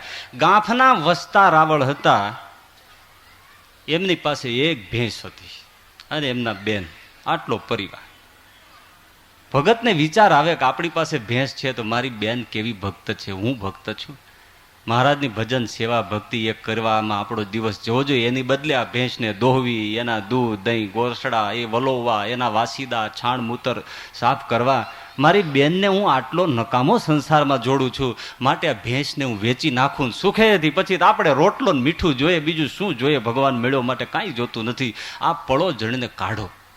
મન મૂંઝાય છે જુઓ. અને ખરેખર ભગત ગામમાં જઈને ભેંસ વેચી આવ્યા, માણસ પેલું લેતા આવ્યા, ભેંસ છોડી જાઓ. એ ભેંસ છોડવા માટે માણસ હારે આવ્યો ત્યારે પેલા બેન હતા ને ઘરમાંથી જોયું એટલે કીધું, ભાઈ શું કરો છો? તો કે બેન આ તને પ્રભુ ભજવામાં આડું આવે છે ને એટલે આ વેચી માર્યું, આ આપણે જોતું નથી, હવે સુખેથી મહારાજનું ભજન કરશું. ને બેનને ધ્રુસકું પડી ગયું. એટલે ભાઈ વસતા રાવળ કે અરે અરે અરે તું મહારાજની ભક્ત થઈને તને આ બંધન અને વાસના, એક ભેંસ જાય છે ત્યાં તું આટલી બધી ધ્રુસકું મૂકે છે? તો કે ભાઈ મને સમજવામાં ભૂલ ખાઈ ગયા, મને ભેંસનું વળગણ કે વાસના નથી, પણ આ જ્યારથી વિયાણીને ત્યારથી મેં સંકલ્પ કર્યો છે કે એકવાર મહારાજ આપણે ત્યાં આવે ને દૂધપાક પૂરીનું ભોજન જમે તો મારું કામ થઈ જાય, જીવન ધન્ય થઈ જાય. આજ તમે વેચી નાખો છો ને મહારાજ તો આવ્યો નથી એટલે મારો સંકલ્પ નિષ્ફળ જાય છે, એટલે મને રડવું આવે છે. પેલો ભાઈ કે હવે હાટું થઈ ગયા પછી ખલાસ આપી દીધું, શું થાય? હવે તું છાની રહી જા, છાની રહી જા, તારો ભાવ મનમાં હશે, ભલે શું થાય. ભેંસને આપી દીધી. ભેંસ લઈને માણસ ગયો, બેન રડતી હતી, એને ભાઈએ કીધું છાની રે, જો મારો પ્રભુ તારો પ્રભુ સાચો હોય તો આજ જમવા આવે, કરે દૂધપાક પૂરી, સવારનું દૂધ તો પીડ્યું જ છે. કેટલા દ્રઢ નિષ્ઠા વાળા, ચૂલે તપેલા મૂક્યા, દૂધપાક પૂરી ભજીયાની રસોઈ બનાવી. હજી તો 11-12 ટકોરો ન થાય ત્યાં મહારાજ માણકી ઘોડીએ પાર્ષદો સહિત આવ્યા. વસતા આવ્યો, જો બેન આવ્યો, અને ભાવથી મહારાજને દૂધપાક પૂરી જમાડી, જળપાન કરાવ્યા, મુખવાસ આપ્યા. વસતા રાવણ કે મહારાજ અહીં રોકાવું? તો રોકાવાય એવું ક્યાં છે? હું તો ક્યાંય છું, ત્યાંથી જમવા આવ્યો છું, રજા આપો, જાઉં છું. દિવ્ય શરીરે મહારાજ અદ્રશ્ય થઈ ગયા છે. મતિ મૂંઝાય, આવો જે ગૃહસ્થ છે. હા, એક એમાં સમજવાનું છે કે જે ગ્રહસ્થાશ્રમમાં રહેવા માટે આવ્યો છે એની બિલકુલ વાસના સૂક્ષ્મ છે ને. હવે આ સૂક્ષ્મ છે ને એનું થોડુંક સમજવા જેવું છે. આવું શું કામ થાય છે? એની મતિ કેમ મૂંઝાય છે અને ત્યાગીની કેમ મૂંઝાતી નથી? તો એમાં એક વૈજ્ઞાનિક કારણ છે, મનોવૈજ્ઞાનિક. તમે જુઓ તો રાગ છે ને એનું જ પરિવર્તિત થયેલું રૂપ છે એ વૈરાગ છે. વૈરાગ કોઈ બીજો નવીન પદાર્થ નથી આવતો. સંસારમાં જે રાગ છે એ શુદ્ધ થતા થતા વૈરાગ્ય બની જાય છે. બસ આ એનું મૂળ સ્વરૂપ છે. તો હવે એને થોડો થોડો રાગનો અંશ છે ને, ત્યારે એમાં એક ઘટના બને છે. એ વખતે જો એને જે વિષયોમાં રાગ છે એ વિષયોનો સેજ યોગ થાય છે અને બધું સ્વરૂપ સાફ થઈ જાય છે. જો એક દ્રષ્ટાંત સમજો. ખેડૂત મગફળી વાવે ને પેલો વરસાદ થાય ને વાવે, બીજો વરસાદ થાય ને ફૂલ ખીલે, ત્રીજો વરસાદ થાય ને દોડવા બેસે. પછી ખેડૂત એમ બોલે કે હવે એક વરસાદ આવે એટલે તમારે લૂમો જૂમો માંડવીના બીજ થાય. અંદર દાણો બેસી ગયો છે પણ હવે આકાશ સામે જોવે કે એક વરસાદની જરૂર છે. એ જ વખતે જો વરસાદનું પાણી મળી જાય તો જે અંદર દાણો બેઠો છે ને એ દાણો પેપડા જેવો થઈ જાય, ફોતરું તોડી નાખે એવો મજબૂત થાય. પણ એ જ વખતે જો વરસાદ ન આવે તો એ દાણો માલિકોર થયો છે ને એ ગીંગોડા જેવો થઈ જાય. એની અંદર પછી બહુ મોટું કાંઈ કદ વધે નહીં, પોષણ વધે નહીં. એક છેલ્લા વરસાદની જરૂર અને પાકી જાય. એમ પેલાને જે વાસના છે એ જ વખતે વિષયનો યોગ થાય છે, એને છેલ્લું પાણ મળે છે અને છેલ્લા પાણમાં એનો વૈરાગ્ય પાકીને મજબૂત થઈ જાય છે. કઈ રીતે કે જોઈ લે છે કે ઓહો, જેના માટે હું તરફડતો હતો એ સંસાર આવો જ છે. જુઓ કે જેની બહુ આકાંક્ષા કરી હોય એ વસ્તુ જ્યારે મળે ત્યારે પછી જ એના સાચા સ્વરૂપનો ખ્યાલ આવે. અહીંથી ચાંદો છે ને એ બહુ રળિયામણો લાગે, પણ ત્યાં જાય ને એટલે તરત બિલકુલ પથરા લાગે કે આ સૌંદર્ય ક્યાં છે. તો સૌંદર્ય છે એ દૂર રહેવામાં છે ને, એમ આકર્ષણ જે છેલ્લું હતું એને દૂર રહેવામાં હતું. જેવું નજીક થતા લગભગ સંસારીઓને એમ થાય 1-2 વર્ષમાં જ, હો, ઘણાને તો એકાદ મહિનામાં થઈ જાય કે આમાં ન પીડ્યો હોત ને તો સારું હતું, કારણ કે જોઈ લીધું કે આમાં પછી કાંઈ બહુ મજા નથી. એટલે છેલ્લો જે એને ધક્કો છે એ એને પકાવી દે છે. અને પેલાને છે એ મનમાં રહી જાય છે એટલે પાકતો નથી, એ ડઠોડા જેવો થઈ જાય છે. એને છેલ્લું પાણ જે મળવું જોઈએ એ પાણનો એને ખોટ રહી જાય છે. એટલે ત્યાગીને એ દાણો પાકતો નથી, ગ્રહસ્થ એ વખતે પાકી જાય છે. આ વિષયનો ભોગ એને વિરાગ કરી દે છે. જે વસ્તુ જોતી હતી એ જોવાઈ ગઈ, ખલાસ, પૂરું થઈ ગયું. હવે આમાં બીજું કે આથી આગળ નથી અને વૈરાગ્ય થાય છે. અને પેલાને પ્રતીક્ષામાં હંમેશા રસ રહ્યા કરે છે. બીજી બાબત, ગ્રહસ્થને દુઃખ આવે, સુખમાં તો આ રીતે સમજાઈ ગયું કે વિષયો છે એ પણ નિવૃત્તિનો માર્ગ બતાવે છે. એટલે ગ્રહસ્થાશ્રમ છે એ વૈરાગ્ય પેદા કરવાની પાઠશાળા બતાવી છે. કારણ વિષયોને વિષયોના રૂપમાં જોઈ લ્યો, બસ પૂરું થયું. જેવી રીતે ભર્તૃહરિએ બધું જોઈ લીધું અને એ માણસ શૃંગાર શતક લખનારો વૈરાગ્ય શતક લખી શકે. તો દુઃખમાં પણ ગ્રહસ્થોને ફાયદો છે.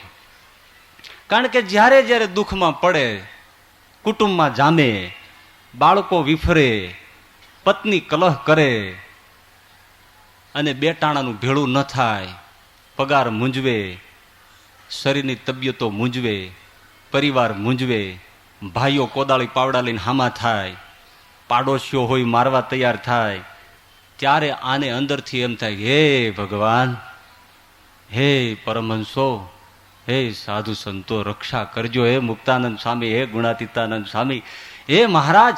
એવો ગ્રહસ્થને દુઃખમાં પુકાર આવે, પણ સાધુને આ પુકાર આવવાની શક્યતા બહુ ઓછી છે. કારણ કે આપણે પેલા જોયું ને એમ એને કંઈક બીજું જ નીકળે છે. અને આ હે ભગવાન, કારણ કે આમાંથી છટકીને જઈ શકે એવો તો કોઈ સ્કોપ નથી, જાવું ક્યાં? એટલે હે ભગવાન થાય એ ગ્રહસ્થને એક તો વિષયોની પરિપક્વ દશા જોવાઈ જાય, એક બીજું એને કે દુઃખ પડે, માથામાં વાગે એટલે તરત હે ભગવાનનો ઉદ્ગાર નીકળે, પેલા સાધુને હે મા બાપ એવો ઉદ્ગાર નીકળે, એ બીજું. અને ત્રીજી બાબત ગ્રહસ્થાશ્રમમાં કે મુમુક્ષુતા છે ને અકબંધ જલતી રહે છે. એની મુમુક્ષુતા મરતી નથી, કારણ કે સતત બંધનનો અનુભવ કરે છે. અને સાધુ છે ને કપડાં પહેર્યા પછી એને એમ લાગે છે કે હવે હું મુક્ત થઈ ગયો છું, એટલે એને ભ્રમ પેદા થાય છે. અને ગ્રહસ્થને મુમુક્ષુતા જલતી રહે છે. છેક અવસ્થા સુધી એને એમ જ રહે આમાંથી છૂટવું છે, આમાંથી છૂટવું છે, આમાંથી છૂટવું છે એવો ભાવ. અને સાધુ થયા પછી પહેલે દિવસે જે મુમુક્ષુતા હોય એ 5 વર્ષ પછી પણ દેખાતી નથી. એની પણ ચર્ચા વચનામૃતમાં થયેલી છે. તરત જ એ વેગ વયો જાય. કારણ કે વૈરાગ્ય જો મંદ અવસ્થાનો હોય તો એ દ્રાવણ એવું ને એવું રહેતું નથી, એમાં ફેરફાર થાય છે.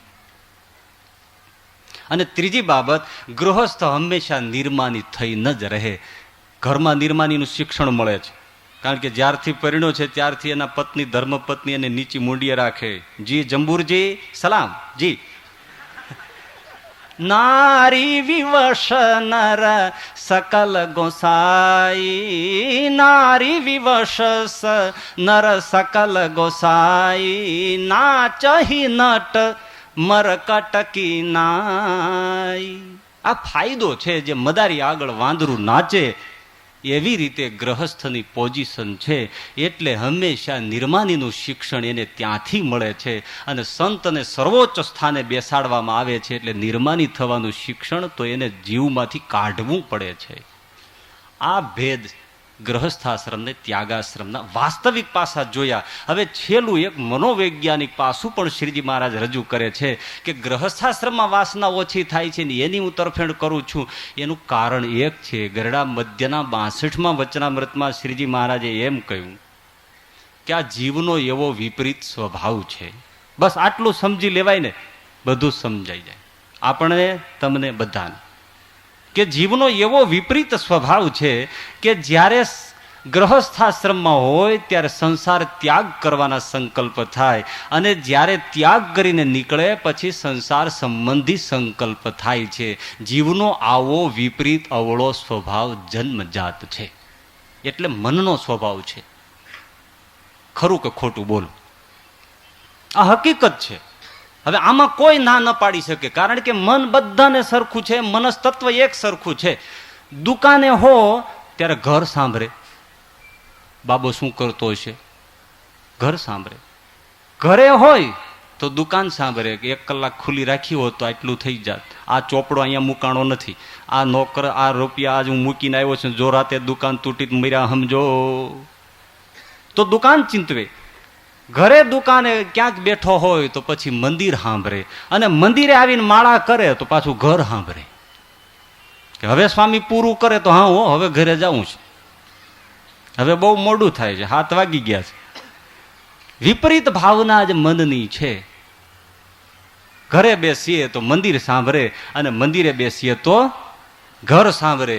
એક જણાને મેં કીધું તમે મંદિરે કેમ નથી આવતા? તો કે ઘરે બેસું ત્યારે મંદિર સાંભળે છે અને મંદિરે બેસું ત્યારે ઉલટાનું ઘર સાંભળે છે, એટલે મંદિર આવવાનું જ મેં બંધ કર્યું છે. લે, આવું ઊંધું લેવાની વાત નથી હો બાપલા. એટલે હું હવે મંદિરે નથી આવતો. ના, એવું મનનો સ્વભાવ છે, એને સુધારવાનો છે અને એને સુધારી શકાય છે, અને સુધારે એ જ પ્રભુના પદનો ભોગી છે. જો હવે મંદિરે આવ્યા પછી ઘર સાંભળતું હોય તો એ નહીં સંભાળવાનું, એને ધીમે ધીમે શુદ્ધ કરવાનું. જે દિવસે મંદિરમાં બેઠા ત્યારે ઠાકોર પાસે બેઠા એવી સ્થિતિ થાય તો જ એકાંતિક થઈ શકે. આ એક વિપરીત ભાવના છે. મન જુદું ચિંતન કરે. એટલે ત્યાગાશ્રમમાં હોય ત્યારે ગ્રહસ્થ માત્ર ને લગભગ આંગળી ઊંચી કરીને એમ થયા કરે કે હવે આ છૂટે. ઘણા ખડ્યા હા હોય ને ડીંટ ખડેલા એ આવે સંતોને કે મહારાજ હવે અમને સાધુ કરો ને, હવે આવા હડીગલ ઠોઠિયાને શું કરવા તમે કયો? 2 દિવસ પહેલા જ એક ડોહો કે સ્વામી 5 વર્ષ પછી બાલસ્વામી કે મારે અહીં સેવા કરવા રહી જાવ. બાલસ્વામી કે નારે બાપા અમારે તમારી સેવા કરવી પડશે, અહીંયા આવો એટલે તમે શું સેવા કરો? એટલે ગ્રહસ્થાશ્રમમાં હોય તો સાધુ થવાની ભાવના સતત રહે છે. એ સારી એક ફાયદો તમારે છે. અને સાધુ અવસ્થામાં ગ્રહસ્થાશ્રમના સંકલ્પ થાય એ બહુ બુરી ચીજ છે અને એ ધ્યાનમાં લેવા જેવી છે. એટલે આગળ મહારાજે કહ્યું છે કે જેને સંસાર મૂક્યો અને પછી સંસારની વાસના ન જ રહે એ ત્યાગી હું શ્રેષ્ઠ કહું છું. હું ત્યાગાશ્રમની બંધી નથી કરતો મહારાજ કે, પણ આ કારણ એક સરસ દ્રષ્ટાંત છે. કોઈના ખોપડામાંથી જ નીકળેલી છે, બને નહીં આવું પણ સિદ્ધાંત બહુ મજાનો આવી જાય એવો છે. એક સાધુ મહારાજ પર્ણકુટી બનાવીને નિવાસ કરતા અને રહેતા. સત્સંગ, ધ્યાન, ભજન પોતાની યથાશક્તિ કરતા. એનાથી થોડે દૂર જ સરસ મજાનો નદીનો પ્રવાહને તટ છે. ત્યાં એક વેશ્યાનો સુંદર આલિશાન બંગલો છે અને એમાં નાચ, તાન, ગાન, જલસો અને વિષય ભોગનું સામ્રાજ્ય છે. સાધુ નદીએ સ્નાન કરવા જાય ને ગાન, તાન, તાલ, તાશેરો સાંભળે અને વેશ્યાનો મહેલ દેખાય એટલે સાધુને એમ થાય કે મેં મૂંડો કરાવ્યો ને સાધુ થયો, પણ એક સંસારનું સુખ તો મેં હંમેશને માટે જતું કર્યું છે. આ વેશ્યા છે, આ બધા લોકો છે, ગ્રહસ્થો લોકો છે, એ પરિણા હોય છે ને ક્યાંય એને ધામમાં નથી જતા, ક્યાં ભગવાનને નથી મળતા. કેટલા હરિભક્તો છે, નરસિંહ મહેતા જેવા બધા પ્રભુના ધામમાં પહોંચી ગયા છે. એટલે ન સંસારમાં જવું એ મિથ્યા છે, એમાં કંઈ જવું નહીં, એવું ખોટું નથી, જવું જોઈએ. પણ હું રહી ગયો. વારંવાર એને પેલો જનકાર સંભળાય ઝૂંપડીમાં અને એને વેશ્યાની ખંડમાં જે કાંઈ નાચગાન હોય એ આને અંદર નાચગાન દેખાય. પેલી વેશ્યા રોજ અટારીમાં બેઠી હોય, સાધુ આ સ્નાન કરવા આવે ત્યારે વેશ્યા જોઈને દૂરથી પગે લાગે કે ઓહો, મારા આજીવિકાના સાધનો તો જુઓ. હે ભગવાન, મને ક્યાં પાપે તે મને વેશ્યા બનાવી કે હવે આમાંથી છૂટી પણ નથી શકતી અને આ ગુજારો કરી કરીને પાપના દિન કાઢું છું. આ જોગી કેટલો નિષ્પૃહ અને કેટલો ભગવાનના ઘરનું માણસ છે. નદીમાં સ્નાન કરવું, જલજારી લઈ ઠાકોરજીની સેવા કરવી, ઝૂંપડીમાં બેસીને ભિક્ષા કરીને આખો દી ભગવાનનું સ્મરણ કરવું, આનું જીવન ધન્ય છે. વેશ્યા સાધુનો પક્ષ લઈને ચિંતન કરે અને સાધુ વેશ્યાનું ચિંતન કરે. હવે બન્યું એવું કે બે એક જ ડેટમાં મર્યા, એક જ દિવસે ગુજર્યા, પતી ગયા. અને ભગવાને ત્યાં યમપુરીમાં બે એક સાથે એન્ટર થયા, ધર્મરાજની સામે ઉભા રહ્યા. એટલે ઓલો સાધુ આમ જોવે કે લે હા, ને તમે ત્યાં જોયા હતા એ જ છે. હા એ જ, એ મરી ગઈ હારો હાર. સાધુ ને જોઈને વેશ્યા કે કા બાપજી એ, પણ એને થઈ ગયું કે આ અહીંયા કા, આ નરકમાં આ સાધુ અહીંયા ક્યાંથી? પણ કઈ બોલાય તો નહીં. જજ સામે બેઠા છે, બધા આમ બધા ચોપડા ખોલીને બેઠા છે, ચિત્રગુપ્ત વિચિત્રગુપ્ત, એના પાના છે ને 5-5 જણા પાના ફેરવે, એવડા મોટા પાના છે ચોપડાના. હવે કદાચ કોમ્પ્યુટર રાખ્યા હોય ખબર નથી, તો સગવડતા થઈ જાય. રાખ્યા જ હશે, હકીકત છે, કારણ કે એ બહુ આગળ ફોરવર્ડ જોઈશ. તો ચિત્રગુપ્ત વિચિત્રગુપ્ત બેઠા છે, ધર્મરાજ બેઠા છે, એમણે આમની ખાતા વહી જોઈને એને ફેંસલો સંભળાયો. શું? યમદૂતોને કહ્યું કે આ સાધુને રૌરવ નરકમાં નાખી દો, આના વેશ્યાને સ્વર્ગમાં બાઅદબ વિમાનમાં બેસાડીને લઈ જાઓ. પેલા સાધુએ બળવો કર્યો કે મહારાજ તમે ચોપડો ઊંધો નથી જોવાઈ ગયો ને? હું સાધુ છું, હું સંન્યાસી છું, હું પૂજા કરનારો છું. એને નરકની પ્રાપ્તિ અને આ વેશ્યા નાચગાન કરી આજીવિકા માટે દેહને વેચનારી એને તમે સ્વર્ગની અધિકારી બનાવી. ત્યારે વેશ્યા પણ બોલી કહો મહારાજ, ભૂલ તો નથી થતી ને? એની જગ્યાએ મારો ચોપડો વંચાઈ ગયો, મારી જગ્યાએ એનો, એવું તો નથી થયું? તો કે ના, ધર્મરાજે કહ્યું કે એવું નથી થયું. એનું એક જ કારણ છે કે એના ચિંતનમાં ફેર છે. મર્યો ત્યાં સુધી આ સાધુએ તારું ચિંતન કર્યું, એટલા માટે એને નરકની પ્રાપ્તિ છે. અને તું જીવી ત્યાં સુધી સાધુ અને એ બાને ભગવત્તાનું ચિંતન કર્યું છે, માટે તને સ્વર્ગમાં મૂકવામાં આવે છે. ચિંતનમાં આટલો ફરક પડ્યો છે. આવું થાય નહીં, પણ સિદ્ધાંત સમજવા માટે ભેજામાંથી નીકળેલી વાત સારી છે. ગમી ને? આ ચિંતન ઉપર તો હકીકત ફેર પડે છે.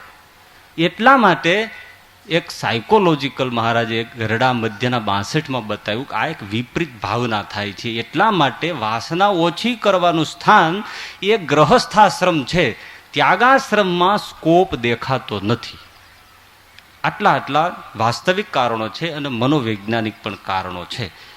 પણ ત્યાર પછી મહારાજે જે તમારું લીધું છે એ પણ થોડું લઈ લેવા જેવું છે. મહારાજે એમ કહ્યું કે એ જે ગૃહસ્થ છે એ શ્રેષ્ઠ છે, પણ કેવો? કે જો ગૃહસ્થના ધર્મ સચવાય તો 73 મણનો તો છે. ગૃહસ્થના ધર્મ તો ઘણા કઠણ છે. હવે એ સાંભળવા જેવું છે. અત્યાર સુધી તમે અમને દબાવ્યા છે, હવે તમને ના દબાવીએ. ગૃહસ્થના ધર્મ તો અતિ કઠણ છે. અનંત પ્રકારના સુખ દુઃખ આવી પડે ત્યારે સંતની સેવામાંથી, ધર્મમાંથી મનને આડું અવળું ડોલવા દે નહીં. આ શ્રેષ્ઠ ગ્રહસ્થ ભક્તની વાત કરે છે. સંતની સેવામાંથી જરાય ડગે નહીં. પ્રસંગે ખબર પડે ને. તો એક રાજાનો પ્રસંગ છે, એને મનમાં એવું ભૂસું કરી ગયું, અત્યારે જેમ આપણે લઈને બેઠા છીએ એમ, કે કોણ શ્રેષ્ઠ, ગ્રહસ્થ શ્રેષ્ઠ કે ત્યાગી શ્રેષ્ઠ? એટલે એના નગરમાં કોઈ પણ સંન્યાસી દેખાય એને પકડી લાવે, કચેરીમાં ઊભો રાખે, હો જોજો. અને પેલો સાધુ ને પેલો રાજા છે પ્રશ્ન કરે, બોલો બાપજી મહારાજ, સંન્યાસી મહારાજ નમો નારાયણ, મને એ બતાવો કે ગ્રહસ્થાશ્રમ શ્રેષ્ઠ કે ત્યાગાશ્રમ શ્રેષ્ઠ? અને જો સંન્યાસી ગ્રહસ્થ સામે બેઠો છે એટલે એની તારીફ કરે અને એમ કે મહારાજ વાત સાચી છે, હું સંન્યાસી થયો છું, પણ ગ્રહસ્થાશ્રમ શ્રેષ્ઠ છે, એ જ ક્ષણે પેલો રાજા પેલા સંન્યાસીના કપડા ઉતારી ભગવા ઉતારી લે, એને સંસારી બનાવી અને કોઈ યોગ્ય કન્યા સાથે પરણાવીને ઘરે બારે કરી દે. આ એનો નિયમ. ગ્રહસ્થાશ્રમ શ્રેષ્ઠ કીધો, કપડા ઉતારી લે અને એને ગ્રહસ્થી બનાવી દે. કોઈ સંન્યાસી આવે પકડી લાવે ને એને પ્રશ્ન કરે ને કોઈ સંન્યાસી એમ કે ના મહારાજ સંન્યાસ આશ્રમ શ્રેષ્ઠ છે, તો રાજા એમ બોલે, પ્રમાણ શું બતાવો? એટલે સંન્યાસી આડાવડા પ્રમાણો આપે પણ ગળે જવાબ ઉતરે નહીં, એટલે એના પણ ભગવા ઉતારી લે, ગ્રહસ્થીના પહેરાવી દે, પરણાવી દે અને સંસાર મંડાવી દે. હવે આવા તો કેટલાય ને એને સંસારમાં નાખી દીધા, કપડા જ ઉતારી લે. જવાબ આપો કોણ શ્રેષ્ઠ? હવે આનો જવાબ કેમ લાવવો?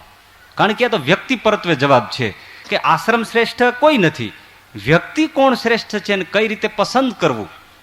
જેવું વાવવું હોય એવી જમીન જોઈએ, એ તો સીધી વાત છે ને. એટલે એનો જે વૈરાગ પાકવો જોઈએ એ એવી જમીનમાં પાકે તો એવી જગ્યાએ છોડ વાવવો પડે, અને જેનો પક્વ છે તેના માટે આવી જમીન જોઈએ. એમાં કોઈ ઊંચ નીચનો ભાવ નથી, પણ આને મનમાં એવું કોઈ શ્રેષ્ઠ કરી બતાવે. એમાં એક સંન્યાસી ઊંધું ખોપડું આવ્યા, ઊંધું એટલે આમ સવળું. અને મહારાજાએ પૂછ્યું કે બોલો ભાઈ, આમાં ગ્રહસ્થાશ્રમ શ્રેષ્ઠ બાપજી કે ત્યાગાશ્રમ શ્રેષ્ઠ? તો કે તારે ઉત્તર જોઈએ છે કે તને પ્રેક્ટિકલ બતાવું, થિયરિકલ સમજવું છે કે પ્રેક્ટિકલ સમજવું? તો કે બાપજી પ્રેક્ટિકલ સમજાઈ જાય બહુ સારું. તો કે મારી સાથે ચાલવું પડે. ચાલો. એ સંન્યાસી પેલા રાજાને લઈને નીકળી પડ્યો, ચાલતા ચાલતા ચાલતા દૂર બીજા રાજ્યના નગરમાં પહોંચી ગયા.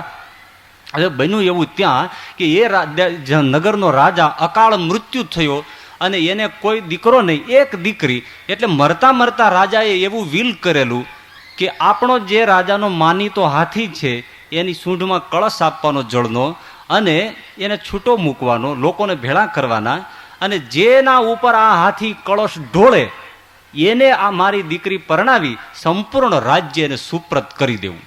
આ નગરમાં આવી ઘટના બનેલી, લોકો ખૂબ ભેળા થયેલા. આ સંન્યાસીને રાજાએ ત્યાં પ્રવેશ કર્યો તો લોકો બેઠેલા, હાથી રાજનો છૂટ્યો, એના સૂંઢમાં કળશ છે અને હાથી આમ ફરે છે. એમાં આ તમાશો જોવા માટે જેમ આ રાજા અને સંન્યાસી ઉભા છે એમ બીજો એક સંન્યાસી આમ ક્યાંક ઊભો હશે, જોતો હશે કોણ એવો ભાગ્યશાળી અથવા દુર્ભાગી કોણ છે, હું જોઉં. બરાબર એ સંન્યાસી પાસે હાથી ગયો, જોવા આવ્યો તે, અને હાથીએ પોતાની સૂંઢમાં રહેલો કળશ સંન્યાસી ઉપર ઢોળ્યો અને સંન્યાસી ભાગ્યો, મારી નાખ્યા. હું ખોટો આવી ગયો. બધાએ પકડવા પ્રયાસ કર્યો. સંન્યાસી કે ના મા બાપ, મારે તો કઈ લેવા દેવા નથી, મારે નથી રાજ્ય જોતું, મારે નથી કન્યા જોતી, મને આ સંસારમાંથી જવા દો, હું માંડ સંસાર છોડી નીકળ્યો છું. આ તો મને શું કુબુદ્ધિ સૂજી, હું જોવા ઉભો રહી ગયો, પગે લાગુ છું, કરગરવા માંડ્યો. પણ સૈનિકો બધા પકડવા માંડ્યા. સંન્યાસી છે એ રડવા માંડ્યો, મારે રાજ જોતું નથી, મારે રાજકન્યા જોતી નથી, હું તમારી ગાય છું, મને જતો કરો. સંન્યાસીએ બળ વાપર્યું, સૈનિકોના બળને નષ્ટ કર્યું અને એકદમ ભાગી છૂટીને સંન્યાસી નીકળી ગયો, જંગલમાં અદ્રશ્ય થઈ ગયો. આ દ્રશ્ય પેલો રાજા અને સંન્યાસી જોતા હતા. સંન્યાસી કઈ બોલ્યા નહીં. એમણે કીધું મહારાજ હવે આપણે જરા હરીએ ફરીએ જોઈએ, ઘટના તો ઘટી ગઈ, આમાં આપણે શું કરવું? ઠીક. સાંજ પડવાનો વખત થયેલો. સંન્યાસી એક બીજું ગામ આવ્યું, ત્યાં ગયા. એટલે રાજાને કીધું કે હવે ક્યાંક આપણે રાતવાસો કરીએ, જો ભૂખ્યા તો છે, ખાવાનું મળી જાય, થોડીક ઠંડી જેવું છે વાતાવરણ, તો કોઈ આશરો આપે. એક ઝૂંપડા જેવું જોયું ને ત્યાં સંન્યાસીએ સાંકળ ખખડાવી. આ કોણ ગ્રહસ્થ શ્રેષ્ઠ એની વાત, કોણ ત્યાગી શ્રેષ્ઠ એની વાત. તો પેલાની અંદરથી એક ભાઈ બહાર આવ્યા. નાનકડી ઝૂંપડી, પતિ પત્ની એમાં નિવાસ કરે. સંધ્યાનો અંધારાનો વખત થઈ ગયો છે. આંગણે સાધુ અને એક અતિથિને જોયા. એમણે કહ્યું ઓહો પધારો પધારો. તો કે અમારે રાતવાસો કરવો છે. હા હા હા, અમારે અહીંયા જ આવી જાઓ, અહીંયા જ આવી જાઓ. ઘરમાં બેસાડ્યા, પાથરી આપ્યું, સ્નાનાદિકની વ્યવસ્થા કરી આપી. ઘરમાં ખાવાનું કંઈ નહીં ભાઈ, પોતે ભૂખ્યા સૂઈ ગયેલા. બે માણસોએ બહાર જઈને વાત કરી, પતિદેવ આપણા ઘરમાં હવે 2 વાસણ પાણી ભરવાના છે, એમાંથી એક છે ને એને વેચી નાખો અથવા ગીરવે મૂકી દો અને જે સીધું સામાન મળે એ લાવો અને આ આપણે જે સંત અને પેલો અતિથિ ગ્રહસ્થ એને ભોજન કરાવો. અતિથિ ભૂખ્યો ન જાય, સંત ભૂખ્યો ન જાય. આપણે આંગણેથી વાસણ ગીરવે મૂક્યું, સીધું સામાન લાવ્યા, પણ સળગાવવા માટે કોઈ વસ્તુ ન મળે, શેનાથી ચૂલો પેટાવો. એક નાનકડી ખાટલી હતી એને ભાંગી નાખી, એનું બળતણ કર્યું ને એમાંથી રસોઈ પકાવી અને પેલા બેયને જમાડ્યા. પછી એમને કીધું કે હવે તમે અહીં સૂઈ જાઓ. અરે પણ આ ઠંડીમાં, તો કે આ ઝૂંપડું જેવું છે, 2 જણા સૂઈ શકાય એવું છે, આપ અતિથિ અમારા ભગવાન કહેવાઓ, ઝૂંપડીમાં સૂવો, અમે બહાર સૂતા છીએ. જે ઘરધણી ઝૂંપડીના હતા એ પતિ પત્ની બહાર સૂતા. પેલા સંન્યાસીને રાજાને અંદર સુવડાવ્યા, આખી રાત ઘસઘસાટ સૂતા. પેલા લોકો ટાઢે ઠર્યા, સવાર પડ્યું, વિદાય માગી, રડતા રડતા આંસુએ વિદાય આપી અને સંન્યાસીને પેલો રાજા રસ્તે ચાલતા થયા. ત્યારે સંન્યાસીએ કીધું કે મહારાજ કાંઈ ખબર પડી? તમારા પ્રશ્નોનો જવાબ મળ્યો? તો કે ના, આમાં તો મને હજી કઈ સમજાણું નહીં. તો કે જુઓ મહારાજ, 2 આશ્રમ છે ને એ શ્રેષ્ઠ છે, કોઈ કનિષ્ઠ નથી. પણ ત્યાગાશ્રમમાં સંન્યાસી એ શ્રેષ્ઠ કે આટલી કનક અને કાંતાનો યોગ થાય છતાં જે માણસ નિસ્પૃહ રહીને નીકળી જઈ શકતો હોય એવો ત્યાગાશ્રમી શ્રેષ્ઠ છે. અને ગ્રહસ્થાશ્રમી એ શ્રેષ્ઠ છે કે આવી આપત્તિના સમયમાં પણ પોતાનો સંત સેવાનો ધર્મ ન જવા દે, એ ગ્રહસ્થ શ્રેષ્ઠ છે. બાકી વ્યક્તિ કોઈ શ્રેષ્ઠ આશ્રમની દ્રષ્ટિએ ન કરે. પોતાનું નિજી કેવું સમર્પણ છે. તો સંત સેવામાંથી મન આડું ડોલવા ન દે. બીજી બાબત, ધર્મમાંથી મન આડું ડોલવા ન દે. સંસાર છે એટલે વિષયોના કેટલા યોગ છે. પોતાના ગ્રહસ્થાયના ધર્મો પાળવા બહુ કઠણ. હરિશ્ચંદ્ર મહારાજની પરીક્ષાને માટે વિશ્વામિત્રજીએ 2 કન્યાઓ મોકલેલી, તું આનો સ્વીકાર કર. હરિશ્ચંદ્રે કહ્યું કે મહારાજ હું એનો સ્વીકાર ન કરી શકું, મારો ધર્મ નથી. અને એ કન્યાઓનો સ્વીકાર ન કર્યો એમાં વિશ્વામિત્રજી બહુ જ રોષે ભરાયા અને એમાં હરિશ્ચંદ્રને વેચાઈ જવું પડ્યું. વેચાઈ ગયો, પણ એને કન્યાનો સ્વીકાર ધર્મથી વિરુદ્ધપણે ન કર્યો. એમ સંસારમાં પરિણા એ જ પત્ની માનીને ગ્રહસ્થાશ્રમ પૂરો કરવો એ અતિશય કઠણ બાબત છે. ધર્મમાંથી મન આડું અવળું ડોલવા દે નહીં. વિષયના યોગ હોવા છતાં તો એ ગ્રહસ્થ છે એ શ્રેષ્ઠ છે. અને દીકરા દીકરી ધન દોલત એ સર્વે મળ્યા છે એ તો સ્વપ્ન તુલ્ય છે, એવું જે સમજે. સ્વપ્નની સમૃદ્ધિ સ્વપ્નમાં વયા જાય તો આપણે કોઈ જાગીને પછી રડવા નથી બેસતા, આહા કે મને કેવો ફ્લેટ મળી ગયો તો ક્યાં વયો ગયો. પણ બધું સ્વપ્નમાં હતું એટલે કોઈ રડતું નથી. એવી રીતે જે ગૃહસ્થ ધન દોલત સ્ત્રી પુત્ર પરિવારને સ્વપ્ન જેવા સમજે, જેમ નરસિંહ મહેતો સમજતા કે ગરથ મારું ગોપી ચંદન અને આ તુલસી હેમનો હાર. ગરથ મારું ગોપી ચંદન અને આ તુલસી હેમનો હાર. સાચું નાણું મારે શ્યામળો, હે મારે હે મારે હે મારે મિલકતમાં જાંજ પખવાજ રે. શ્યામળા ગીરધારી મારી હુંડી સ્વીકારો મહારાજ રે. શ્યામળા ગીરધારી. ધન દોલત જે સ્વપ્ન સમાન સમજે એવો ગ્રહસ્થ શ્રેષ્ઠ છે. અને સંત સમાગમ મળ્યો છે એને પરમ ચિંતામણીને કલ્પવૃક્ષ સમાન જાણે એ ગૃહસ્થ શ્રેષ્ઠ છે.